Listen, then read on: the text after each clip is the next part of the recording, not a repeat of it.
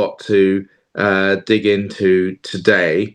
I think, and shame on us, given the current environment, if we don't also make sure that we cover the issues and challenges around, in particular, the new AI, large language models, machine learning, and how they both pose risks to us, but also will help us mitigate those risks. I didn't even check whether there was a privacy policy LinkedIn, which should have been, but fine, right? Let's just skip over that one.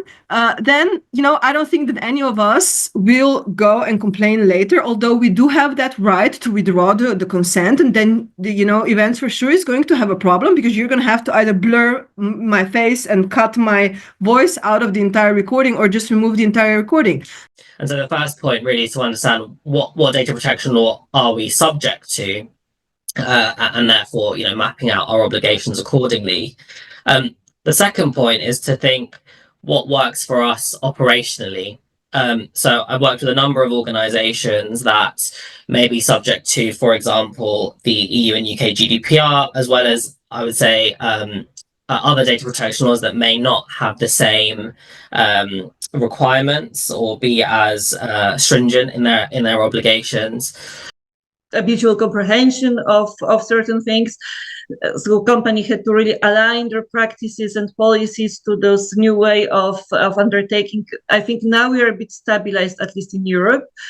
The issue, though, is countries outside of the Europe, and also where the decision is being taken in certain companies, whether the decision is being taken from, let's say, United States of America, or maybe somewhere in Asia. And then the perception of the compliance might indeed be different. So I'll touch upon, as Nick highlighted, the risks that are posed by technology, as well as advancement in technologies that are brought up by AI, as well as increase in computational power led by machine learning and certain other technologies.